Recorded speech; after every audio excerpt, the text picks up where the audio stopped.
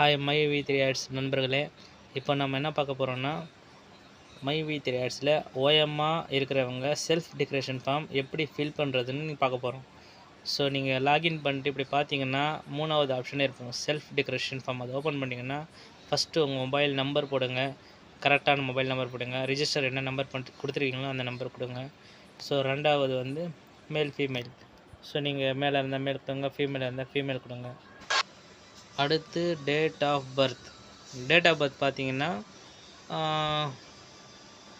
அந்த arrow mark click பண்ணிங்கன்னா உங்களுக்கு ஃபஸ்ட்டு மேலே இருக்குது பார்த்தீங்களா இயர், அது இயர் கிளிக் பண்ணிங்கன்னா உங்களுக்கு இந்த மாதிரி வரும்.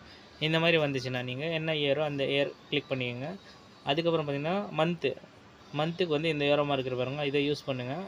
அதுக்கப்புறம் டேட் செலக்ட் பண்ணிங்கன்னா இந்த மாதிரி வந்துடும். அதுக்கப்புறம் பார்த்தோன்னா அட்ரஸ் இம்பார்ட்டன்ட். நம்ம பாஸ்புக்கில் இருக்கிற அட்ரஸ் என்ன இருக்கோ அந்த அட்ரஸ் கொடுங்க. அந்த அட்ரஸ் கொடுத்துட்டிங்கன்னா அது கீழே உங்கள் பேங்க் புக்கு கையில் வச்சுக்கோங்க. ஸோ அட்ரஸ் அதில் இருக்கும்.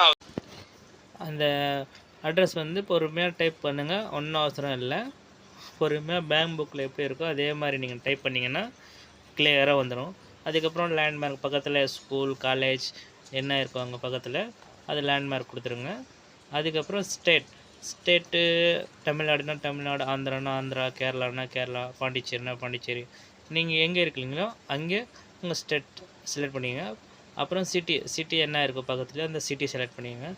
அதுக்கப்புறம் உங்கள் ஊர் பின்கோடு என்ன இருக்கோ பின்கோடு போட்டுக்கோங்க. அதுக்கப்புறம் IFSC இம்பார்ட்டன்ட். அதில் பார்த்தீங்கன்னா உங்கள் பேங்க் எந்த பேங்க்கோ அந்த பேங்க்கில் இருக்கும் பாருங்கள், அதை பார்த்து பொறுமையாக போடுங்க. ஸ்டேட் பேங்க்னா SBIN 000. அதுக்கப்புறம் நம்பர் வரும், அந்த நம்பர் போடுங்க. சரிங்களா? சில பேர் வந்து போட்டுறாங்க, அந்த தப்பு பண்ணாதீங்க. தென் அப்புறம் பிரான்ச்சு அதெல்லாம் வந்து ஆட்டோமேட்டிக்காக இப்போ வந்துடும்.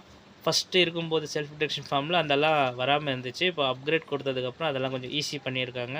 அதுக்கப்புறம் இம்பார்ட்டன்ட் என்னென்னா அக்கௌண்ட் நம்பர் பார்த்து பொறுமையாக போடுங்க. நீங்கள் போடுறது தான் இம்பார்ட்டன்ட். நீங்கள் தப்பாக போட்டிங்கன்னா அது உங்கள் ஃபால்ட். ஸோ பார்த்து பொறுமையாக போடுங்க. அதுக்கப்புறம் மொபைல் நம்பர் நீங்கள் ரிஜிஸ்டர் நம்பர் கொடுத்துருங்க. அந்த நம்பர் கொடுத்தீங்கன்னா ஓடிபி வரும். ஓடிபி வந்தவுடனே அந்த ஓடிபி சப்மிட் பண்ணணும். கரெக்டான ஓடிபி நம்ம சப்மிட் பண்ணிட்டோன்னா நம்ம செல்ஃப் டிக்ளரேஷன் ஃபார்ம் வந்து ஃபில் ஆகிடும்.